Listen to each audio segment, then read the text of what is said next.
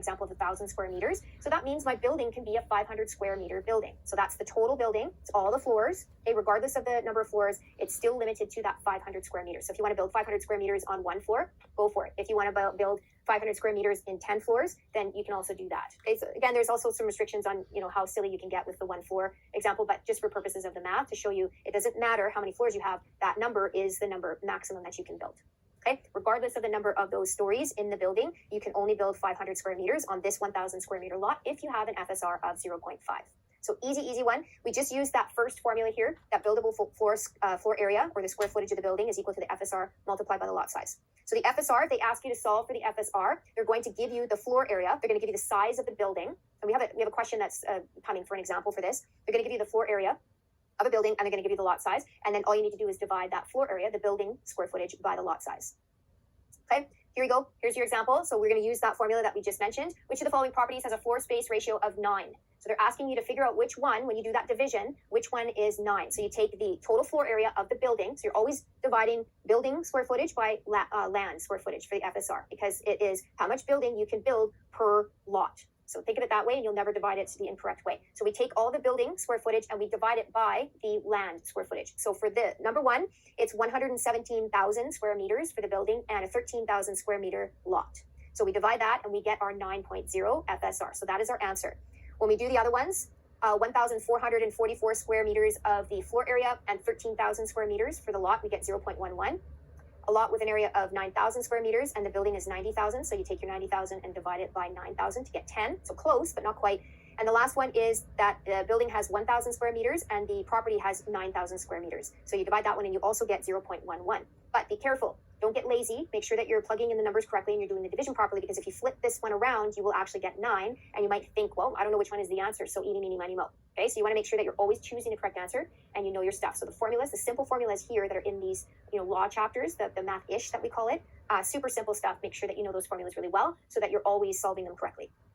Most zoning bylaws include density restrictions. Which one of the following is not a method of measuring density? So remember, we gave you those 4 ways, those 4 methods of measuring density. Which one was not on the list? This one's a tricky one. They all look good, right? But number 4 is incorrect because it says prescribing the maximum lot area per dwelling, and it should say the minimum lot area per dwelling. So some specific regulations, like we were talking about those restrictions from before, secondary suites. So we're going to talk about what happens, what is the implication of having a secondary suite in a property? Well, if you are helping a client to purchase that property, you need to know what it means for that client to have the secondary suite in it. Is it there because it should be? Is it against the regulations, the zoning regulations, the land use regulations? Is it actually in a legal suite? So there's all different kinds of questions and investigations that you need to do in order to give your client the advice and information that they need for the purchase that they want to make. Even if you're working for the seller, it still matters when you're working for the seller, because you want to know what the implication is for them if they sell a property with a secondary suite. Is it as per the zoning bylaws? Does it go against land use? Is it in a legal suite? And all of those will also have legal ramifications or legal consequences for your seller client. So you want to make sure that you go and do your due diligence and you investigate and to see whether it's proper zoning, right, proper land use, or whether it's in a legal suite. So what are we talking about with those things? Well, secondary suites are sometimes called mortgage helpers, right? Because you go to buy a property and you can't quite handle the mortgage on your own, and it's just a little bit nicer to have somebody else living in the basement and paying you rent every month. So that's why it's a mortgage helper. The local government regulates these through their zoning powers, right? Through those zoning bylaws. And mortgage helper suites include in-law suites and unrelated parties that would be living there. So the in-law suites for related family members, that might be permitted, even if it's a single family use of that property, that still might be allowed because it's a related family member that's living there. However, in a single family neighborhood, if you've got somebody living in the bottom that's renting from you that's not related to you, then you might not have that be allowed, and you might be violating those land use zonings. So you've got to be careful about that. Regardless of whether you're working for seller or buyer, you want to find out what the information is about that. Now, if we have one of these mortgage helper suites, let's say there's a basement suite in a house. If we have one of these mortgage helper suites, you want to find out whether it was installed properly. So did the person who put it in, did they get their building permits? Did they get their final inspection? Did they get occupancy on that suite, on that basement suite? And so if they didn't do any of that, if they didn't get their building permits because they just didn't think they needed to, and they didn't end up getting their final inspection done, which means they didn't get an occupancy permit for that space, then that means we call it an illegal suite, or sometimes an unauthorized or non-conforming suite. And the concern with these is that they may not actually be safe to live in. So health and safety, but they may not actually be safe to live in because it might not be built properly. So the electrical might not be done properly, the plumbing might not be done properly, the wrong building materials may have been used, right, and not safe for people to live in or to utilize while they're living there. So we want to make sure that, again, what is the government's primary duties, right, to protect the public, and that health and safety, protecting health and safety was one of those rationales behind all of these zoning and planning controls. And so we want to make sure that areas that people live in, as well as the units that people live in, are safe and good for their health and safety to be there. Okay, so make sure that you do all of that investigation. You've got to go and find out all of that info so that you can let your client know how that would affect them, regardless of whether they're seller or buyer. So to discover it, you go to the relevant parts of the local government to make your inquiries to see if you can find out the information. And you have to independently verify that legality of that secondary suite.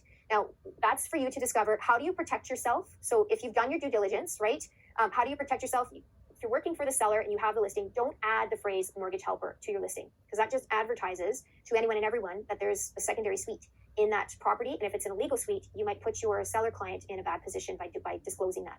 So unless they tell you to disclose, unless they insist on disclosing, then just don't add that to your listing.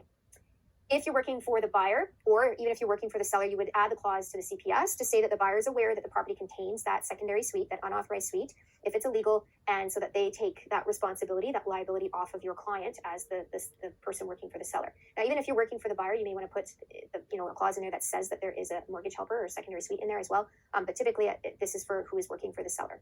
Okay, licensees have to disclose all illegal suites to other parties in the trade before they would make an offer. And why is that? Because an illegal suite is considered to be a material latent defect.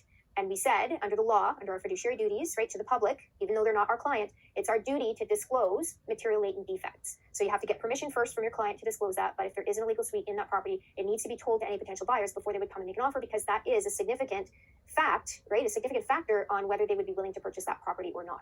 So this one, again, really common knowledge and practical knowledge for you to take with you and keep in your head. Don't take this one and don't dump this one out when you're done with your exam. Short-term tourist accommodations. So this is your Airbnb stuff. Like we said, these are stays that are less than 30 days. These are problematic. Okay, so if somebody's using their property this way, this is just problematic. It can mean that you have different tax obligations, so you can owe a lot more taxes to the government. It can violate the zoning bylaws, right? It's not for that use, because technically you should have a license for that, because that's business then, it's not residential use. If you're in a strata and you're doing that, then it can be against the bylaws, the strata bylaws, so you can actually have fines and things pile up for that as well. And insurance issues, so if you're using it for a business use and it's insured as a residential property, then maybe some damage to the property might not be covered by the people who are staying there using that as an Airbnb. So it might not be covered under your insurance, and then what do you do if they do some significant damage and you don't have the cash to pay for that?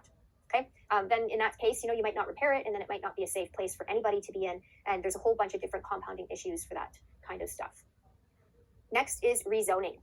A zoning bylaw can be amended by the municipal council or regional district. If they want to do that, they need to pass a bylaw that amends an existing bylaw. So we call that rezoning. Now, the two most important points that you need to remember about this process, about the parts of this process, is that the rezoning bylaw has to be given 4 readings by elected officials. So I want to emphasize that it's elected officials that do these 4 readings. This is the public is not involved in these. Okay, so 4 readings, and you see that you have first, second, third, and fourth here in the picture. And in there, a public hearing does need to be held. It should be held. It doesn't have to be held, but most of the time they do. They give written notice to all the people in the area so that they know when the public hearing is going to be, so that they can attend. And the purpose of this public hearing is to get the public involved in the planning process so that they have some say in what is happening to the neighborhood that they live in.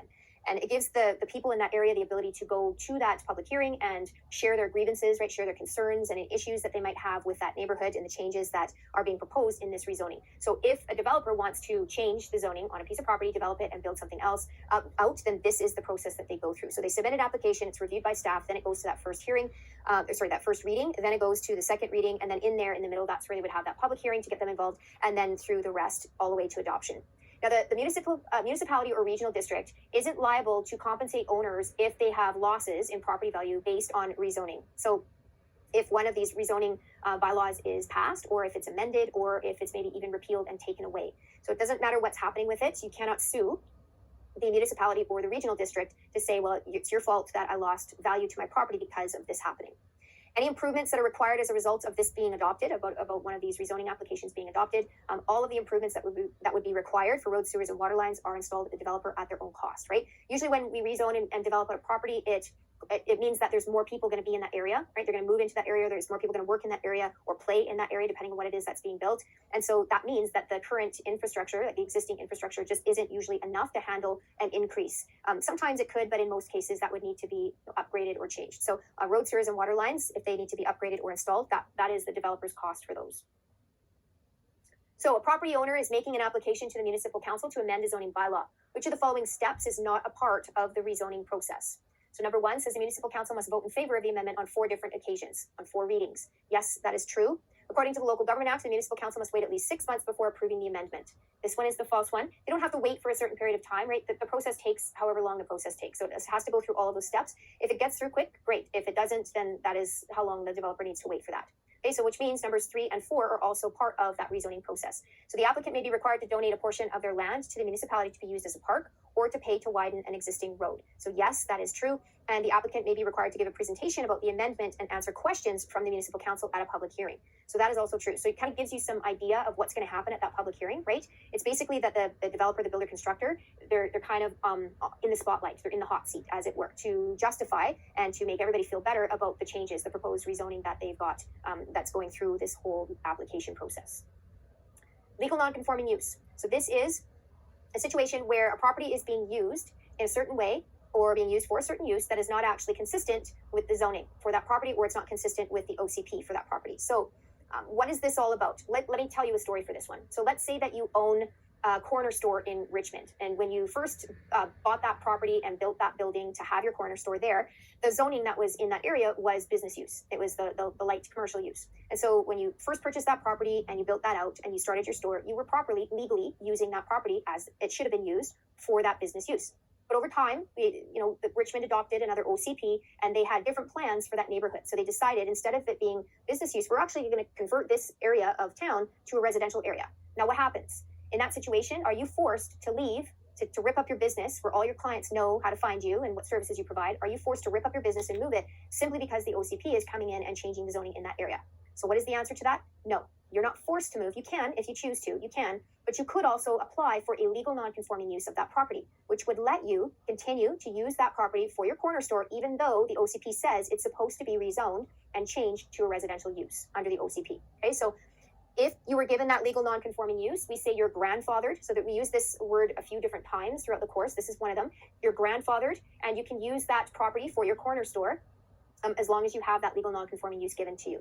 Now, there are some restrictions on legal non-conforming use. So in BC, which is what we're usually talking about, legal non-conforming use is lost after 6 months of discontinued use. So you've got to use your property for a little bit more than 6 months every year for that legal non-conforming use to keep it. That's what this means, okay? Now, there's exceptions to this restriction. In Vancouver, it's not 6 months, it's actually 3 months or 90 days. So in Vancouver, you've got to use your property for that legal non-conforming use for a little over 9 months every year, because if you have more than 3 months or more use that, isn't conforming, that, maybe you shut your business down, you went on a trip, you went traveling, whatever the case may be, if it's for not more than 90 days or 3 months, then you're going to lose that legal non-conforming use. So you've got to use your property for a little bit more than 9 months in Vancouver every single year to keep that legal non-conforming use. The other restriction on this first one here, so the exception to the restriction, is this never applies to seasonal or agricultural businesses. So we're always pro-agriculture. If somebody is using a piece of property that has a legal non-conforming use and they're using it for agricultural use, then we don't say that they need to use it for a certain amount of time. They can use it for whatever they need it for that agricultural use. Seasonal businesses as well. So this is another exception to that. Okay, the 6 months or 3 months does not apply to seasonal businesses, because it doesn't make sense to be forced to run your seasonal business when you know you're not getting any business. So a great example of this would be a Christmas decoration store. Okay, so I know people go crazy for Christmas decorations, and some people might want to go shopping for them 12 months of the year, but that's a very small portion of the population, right? So for those people, for the people who are running that Christmas decoration store, they're allowed to run that business for 3 months in Burnaby, and they don't fall under this six months restriction of discontinued use because it's a seasonal business. Another great example here in just, BC in general, but particularly the Lower Mainland, is if you had a water slide. That's definitely a seasonal business, because people would be freezing, to death outside in cold water if you were made to run that water slide for more than 6 months out of the year. Okay, so you lose it if you're anywhere in BC after 6 months of discontinued use, or if you're in Vancouver at 3 months or 90 days of discontinued use, unless you're running a seasonal or agricultural business, and then those 6 months and 3 months don't apply. The other restriction on a legal non-conforming use is you can't make any alterations to the building. You have to use it as is. So when that legal non-conforming use is given, you've got to use that building as is. You can't make any alterations to it, and no additions. You can't add on, because you can't add square footage. And alterations is not, upkeep, right? Changing the flooring and renovations and that kind of stuff. It's making alterations to the structure itself or to the use of that building itself. And the other thing is, another restriction, damage beyond 75% of the property's value would also cause you to lose your legal non-conforming use. Why is that? Because they figure if your structure is damaged that much, it's going to take a really long time to clean it up and get it rebuilt again and refurbished. And so at that point in time, because it's going to take that length of time, you might as well just pick up your business and move it elsewhere at that point. Okay. And I don't know why they chose beyond 75%. I have no idea, probably to do with insurance stuff. But that is the number that they came to. And so that's what you need to remember for your exam. Okay. So remember the grandfathered thing as well. That is something that is fairly common. In your picture here on the slide, the legal non-conforming use is for a setback. So this house on lot 2 was built, let's say 80 years ago when there really were no building regulations. There were no building bylaws. So you could build your property, your house, wherever you wanted. And they built it where they did. And now that building regulations have changed over time, the 2 meters from that property line is not enough because the current building regulations say that it is 3 meters setback. And so you're not made, if you get this legal non-conforming use, you're not made to pick up your house and move it. And in this situation, moving it the other direction wouldn't help you because then you'd be too close to lot 3. So there's no real option there. You're pretty much going to need to go and ask for and hope that you get that legal non-conforming use. And in that situation, it would likely be granted. There's really no reason why it wouldn't be. But if you're building a brand new house, then that's usually not a good thing. So we're talking existing structures, right? Grandfathering it in, not for something new. Okay, hopefully that makes sense. This is one of the questions you're going to get. So it really tests your knowledge. Again, like I said, they take a lot of information now and pack them into one question so that they're testing you on a whole bunch of different things all at the same time. So what's the key? Read the question, find out what it's asking, and then deal with each answer choice one at a time. So which of the following is an example of a legal non-conforming use? So let's do them one by one. A basement suite in an area near a university which has been zoned for single-family dwellings for over 20 years. The suite has been in existence for 15 years and the municipality is aware of it. Is this a legal non-conforming use? So it is a non-conforming use. That is true, right? It's single family and there's another suite in there. And so that is technically multifamily use. So it's not conforming, but is it legal? No, it isn't, because this is an example of that illegal secondary suite, right? They shouldn't be having 2 families living in the same structure. It's a single family home. Okay, so that one is an example of a legal suite. So that is not an example of our legal non-conforming use. Number 2 says a 25-year-old corner grocery store, which is located in an area where the original zoning was changed from multifamily to single family 2 years ago.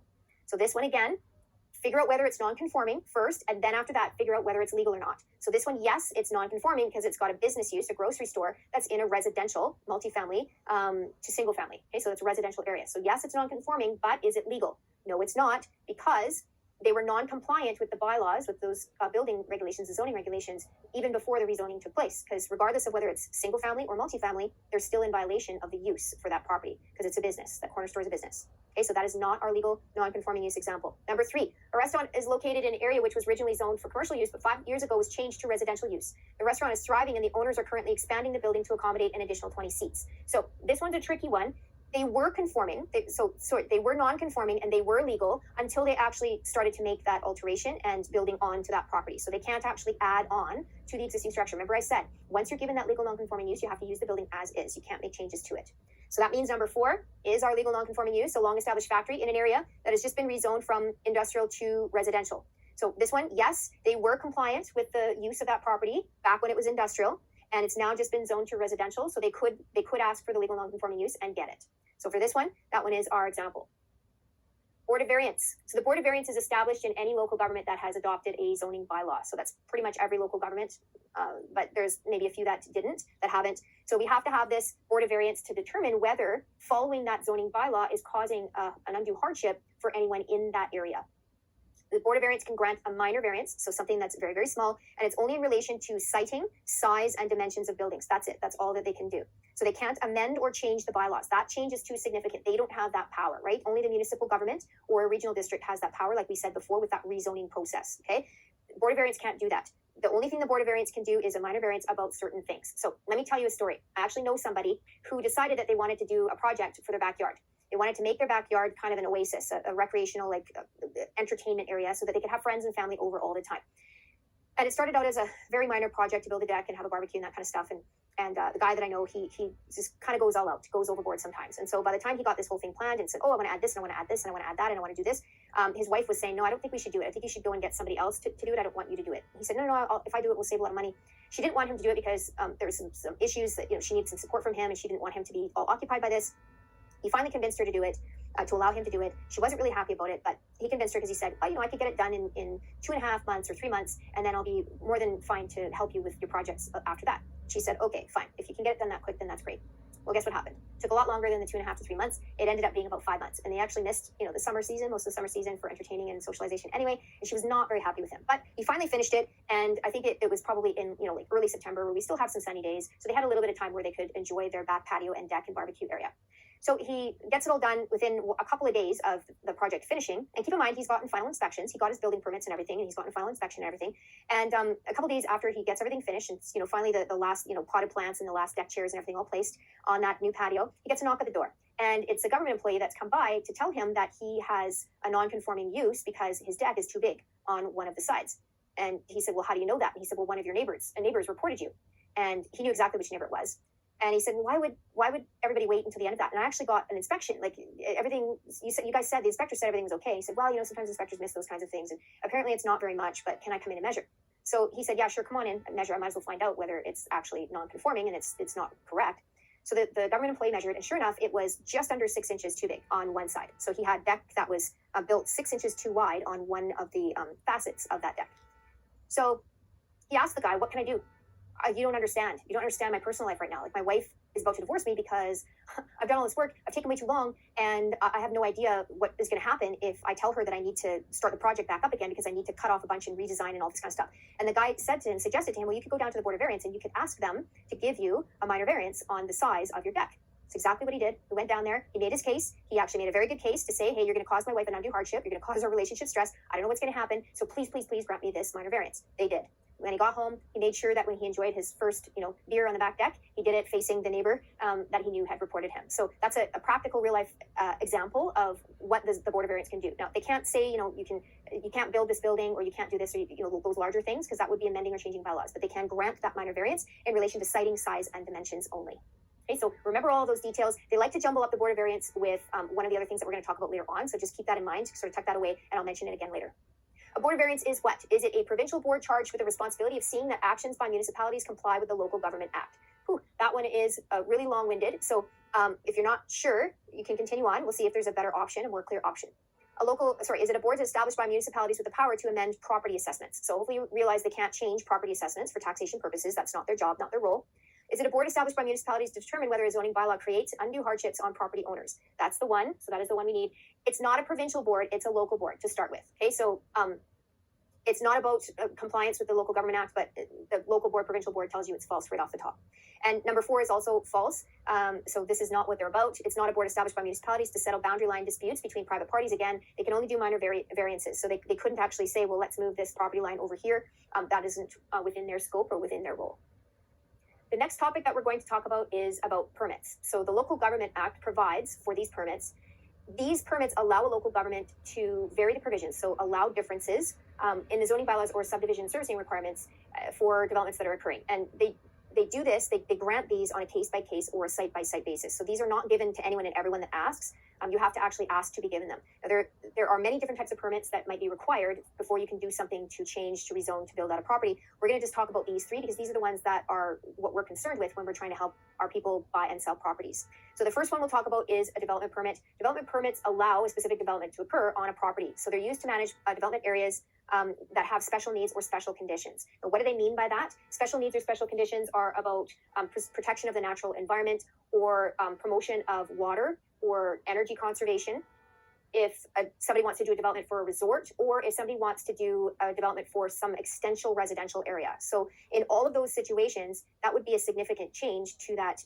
So for the residential, extensive residential and the resort, that would be a significant change to that area. And of course, we want to make sure that we conserve our natural resources at all times. So when you have a piece of property that's in a development permit area, so it's designated as that on the OCP, it means that you need to get the development permit before you can do anything with that property. You can't do any construction or make any changes to that land before you get the development permit, which means if you want a building permit, you usually need to get the development permit before you're issued that building permit. So you can't do anything with that property until you get the proper authorization through that building permit. Now, the development variance permits will allow the varying of provisions of many bylaws, so different bylaws. And there's no obligation for you to be given one of these if you ask for it. So this is just like, please, please, please, can you give it to me, please? So they can vary the provisions of many bylaws. Now, you might key in on that word vary and think, well, they're going to give a variance, so that must mean that they're related to the Board of Variance. they're not related to the Board of Variance. So this is different. These development variance permits are not handled by the Board of Variance. It's not the same thing. Remember, the Board of Variance was about 3 specific things, okay? They were about siting, size, and dimensions. Okay, that's all that they could do, and they could only grant a minor variance. These development variance permits are for a bunch of different things, a whole bunch of different things, and so that's why they're not related to that Board of Variance. So what are some of the things that they might do? What are some of the things that they might grant? So zoning bylaws, construction, manufactured homes, parking, signs. Remember I said there's tons of rules about both parking and signs. Landscaping, water runoff control requirements, subdivision servicing requirements. Like we said, that's what in general permits are for. So this is the one specifically that would allow for that. And then maybe even minimum parcel sizes. So it might allow you to subdivide differently in an area that would not normally be restricted from that certain parcel size. Okay, so development variance permits, not related to the Board of Variance. It gives a lot more ability, right? There's a lot more things that those development variance permits could allow you to defer with that zoning or the subdivision servicing requirements. Okay, temporary permits is the last one. Not a lot of detail for this one. This just allows a temporary commercial or industrial use permit for a property. So the example is that maybe you want to use your single family zoned house. You want to have your business operate out of it for a short period of time. Maybe the property that you had your business in, maybe there's something wrong with it or it burned down or something like that, and you were waiting for it to be remediated and built out. So maybe you want to move your automotive repair shop business to your house and your workshop until you get that property back and running and you can move back into it again. So you can apply for one of these temporary permits. If it's granted and you want to get a longer period of time, then you can only have it granted one more time. You can only reapply and have it renewed once. So it's for a short period of time. It's not for anything that's long term. So for this one, maybe you ask to have it for a year and you can only have it renewed one more time for one more year. And the next one is our subdivision bylaws. So specifically, we're going to talk about those. Just like our OCP, subdivision bylaws, lots and lots of different information here. So lots of different regulations and rules and restrictions and what you're allowed to do as well. So they regulate the size, shape, dimensions, width, alignment, and grade of highways. So you need to remember that one specifically because there's a question and answer pair about that for sure. But it has information. These cover information about all kinds of different properties. So also about parcels of land. So the size, shape, dimensions of parcels of land. It prescribes the standard of improvements that are required for roads, sewers, and water lines. So remember we said when a developer wants to put in a rezoning application and they want to develop out a neighborhood and build stuff out, if they want to put in a new subdivision, we said that it was at their own cost. So they would go to the subdivision bylaws in order to figure out what they need to actually do and how much it would cost them to do it.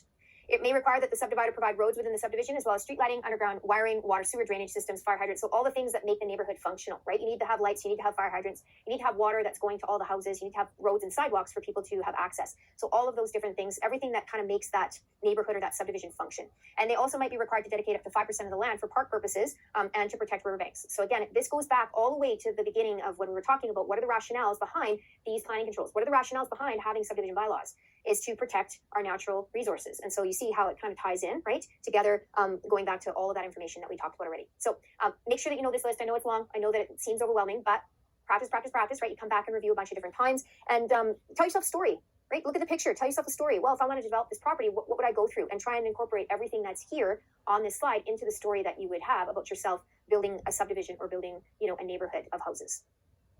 Now, we said the developer needs to pay for those improvements, right? Roads, water, sewer, for sure. They also are required to pay for DCC charges. So the development cost charges, DCCs is what we call them for the acronym. These DCCs are paid to the local government and they raise funds for the cost of construction, replacement, or expansion of all of the facilities, the utilities, the public services that are in that area. So remember I said, when you build out a new area, it means people are going to move into that. Whether it be residential or commercial, it makes no difference. There's still going to be people that move in there. And when they do, they're going to put a strain on the existing services that are there. So in a lot of cases, the local government needs to upgrade, needs to improve or expand or build new for all of those utilities and services so that it can provide the proper needs for those residents, for that neighborhood or for that area. So the DCC charges raise money for that, so the local government will basically put the cost on the developers in large part. So they have a DCC amount that's set by bylaws. Okay, so it's set by the DCC bylaw, and you can't escape it as a developer, builder, construction. You can't escape it. You have to pay the DCC charges. So you might be required to pay, manage and pay for certain infrastructure projects as part of you wanting to build that subdivision and make a profit, make money there. Now, we also have community amenity contributions, CACs, as well. And the CACs are actually not set by bylaw. So they're not a mandatory thing. This is a situation where the developer might actually want to ask for a little bit more than the DCCs will provide.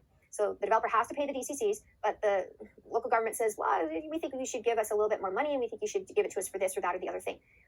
The DCCs are set by bylaw. The CACs are negotiated between the parties. So it's whatever agreement that they come to at the end, that's what is decided. And then that developer needs to pay whatever they've agreed to.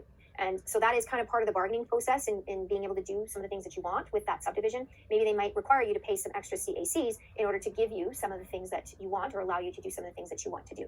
Okay, so make sure you remember the details about both of those. Pretty straightforward. If you guys, have ever dealt with builder, construction, developer, or if you've ever done it yourself or worked for one, then you know exactly what we're talking about here. Bert recently proposed a subdivision plan which was accepted by the approving officer. Bert is anxious to find out what may be required of him under subdivision bylaws. Which of the following requirements or regulations could not be imposed on a subdivider such as Bert? So could they give him the requirement to provide roads and street lighting? Yes. What about the requirement to set aside land for a park or a school? Yes. What about a building scheme for the residences to be built in the subdivision? So we didn't talk about that. That is not something that is covered by our subdivision bylaws. So this would not be imposed or required by Bert. Number 4, yeah, he would be made to protect riverbanks with the subdivision from within the subdivision from development. So definitely for those as well. Okay, building bylaws, last little bit, we're almost there. Building bylaws is the last one here. So building bylaws is just that, all about how you build out that property, how you build out that structure, what you're allowed to do, what you're not allowed to do. So the building codes that we follow, all of that kind of stuff. So the whole purpose of these building bylaws is to protect the public's health and safety. So again, it goes back to that very first rationale that we talked about as to why these are in place. So you have to get a building permit before you start to do any construction, before you even alter, repair, or move, or demolish an existing structure either. And in a lot of cases, before you install wiring, plumbing, or heating equipment, because that's a significant change to that property. So you need to get permission to do the building to make sure that you're qualified to do it, first of all, and then you have that building permit and you need to get it inspected when you're finally done, whatever it is that you're doing to that property. So building inspectors are appointed by the local government to see that the work that you've done is proper good, that it conforms to the purpose that you asked for that building permit for, so that you didn't really go off track or go off plan, that you stuck to the plan that was set and was agreed to when you were given that building permit in the first place.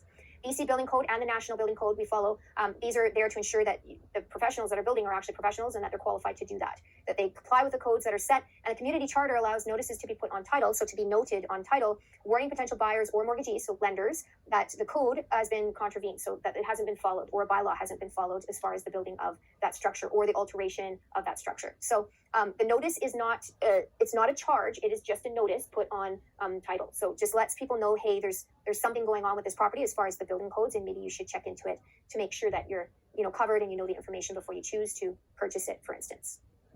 Licensing bylaws is another way that there's some control over the shape of that neighborhood. So municipalities require all businesses to have these business licenses so that they can operate and to regulate how they're operated. So what they're allowed to do, what they're not allowed to do. So the municipality can't directly prohibit different types of businesses, but they can establish very high licensing fees for certain businesses if they don't want them in their neighborhoods and in their areas. So if they set really high fees, if you want to have certain types of stores in there or certain types of establishments in that area, then maybe they won't open that store there. Maybe they'll go somewhere else because it has a lesser fee or a lower fee for that business license.